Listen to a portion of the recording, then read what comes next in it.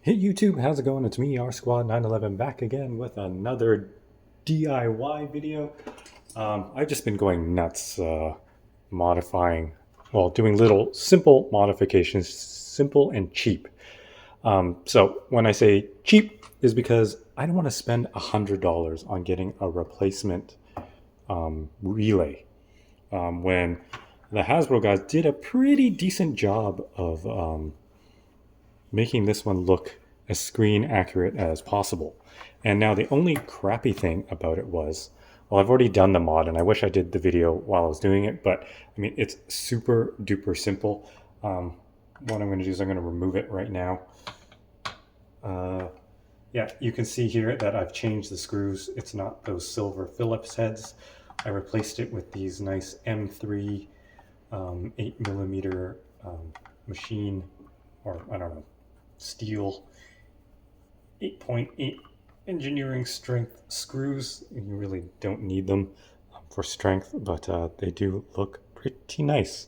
Okay, so what you're going to do on yours, if you haven't changed these screws already, you're going to take your Phillips screwdriver and you're going to remove the two silver screws holding this relay in place. Now remember the orientation of this, and I'm going to tell you now because I had to go back and look at old photos that I took of it, trying to figure out which way the relay faces. Okay, let me get this screw out there. Perfect. So when you remove the relay, the Italy, the wording faces towards the pedal, or this thing here faces to the front. And what's really nice that HASLAB did was you could actually remove this plate, swap it up there, and install this down here, because some traps had that type of configuration. And you know what? I am stupid. You don't even need to figure out the orientation. There is a notch here that just tells you the orientation. But when you do remove this cover, you're going to need to know the orientation anyway. So I'm only half stupid. Okay, so what you're going to do is you're going to take your Phillips head screwdriver. I didn't change these ones. And you are going to remove these 4 screws. Now remember, this is all just plastic. So when you do replace all your screws in the end, when you're putting everything back together, do not go crazy tightening these. You do not need them to be super tight. As soon as you feel it stop, stop. I wouldn't even give it that quarter turn. We're not, we're not trying to hold together an airplane here. With those Boeings with the doors blowing off. Well, those didn't have any screws at all, so you can't even compare. Okay, so remove the 4 screws. That comes off super easy. And now if you notice, I've already painted this, but this bottom here was this awful mint green color, and that didn't look great to me. So what I did was I just took some acrylic paint, some matte acrylic paint, just dipped my brush in it. A bunch of brushes here, right here, and I just got some just regular paint. I'll go get that for you guys. Actually, give me 1 second. We're running across my room to my drawer here. What did I get here? It's called Crafters Acrylic Paint Black by Decor. I believe I got this at the dollar store, so that's it right there. Right? And then you just, get some decent paint brushes, like to have some precision. I used this thin one here, and then I did all the edges, went around. Here, I'll show you. Just took it 1 coat first, just all around. You don't want to get it all, it's still going to be slightly green and black, and then go around. And then you use the precision tip and you just kind of dab around the wires there. And then you kind of just push the tips just to the edges there. I didn't mask off anything. And then I switched to this thinner brush here to get the inside, and I just put it flat and then drew a straight line down each side, and like that too. And then underneath there's green, so you just kind of do that. And even if you overpaint, it doesn't matter because the base is black anyways. Then you let that coat dry. This stuff dries pretty quickly. And then you put a second coat. And then if you still see some green showing through, you will put a third coat. And then there you have it. That's how it looks. I think that looks way, way better. What I also did was I did some dark silver on the coil up here. Oops, sorry, you can see that in the camera. And put some dark, because I think it was white originally, and I just dabbed some dark gray metallic on the top. That looks better. And then if you also do want to do it, you can dip some black and kind of weather this a little bit. I kind of did it around this circle here. Looks okay. I didn't want to go crazy because I still like this to be all shiny and new. But I might just do like kind of like a black wash on it, just to muddy it up a little, just because this is worn too, and this just looks so pristine. You know what? Let's do that now. Okay. How am I going to black wash this? Just dip a little bit of paint like that, and then just kind of do this on it. Dirty it up a little bit.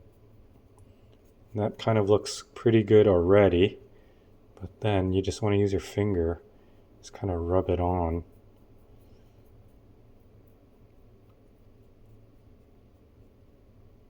It kind of gives it that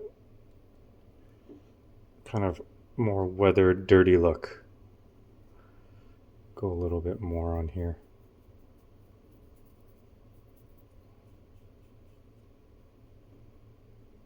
Kind of want it to get into the crevices there, kind of like in the line there too, and voila, I think that already looks pretty good, right? So that's how you do it. We can do this too as well. Just muddy it up a little bit so it doesn't look so pristine. I'm gonna give it some oxidation.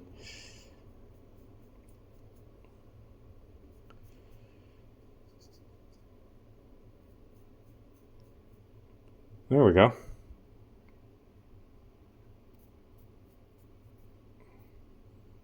Yeah, that looks pretty good. I guess we'll do a little bit of the top. Get inside the holes there.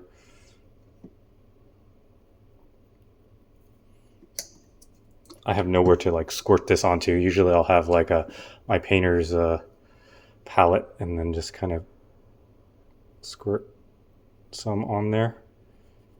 All right, so I put some black inside the holes there.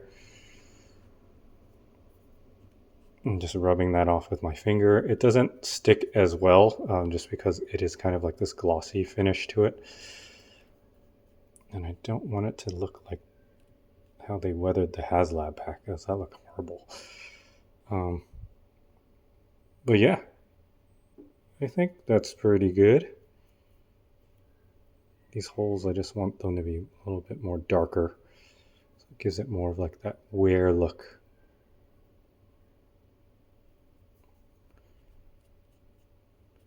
Don't want anything to look like a paintbrush mark. But yeah, look how quick that was. All right. So then clean your brushes, close up your paint, make sure it's all dry. Make sure your hands are cleaner. But yeah, so again, orientation, Italy faces inwards, this faces forwards, and there you have it. And then I think it looks pretty good in there now.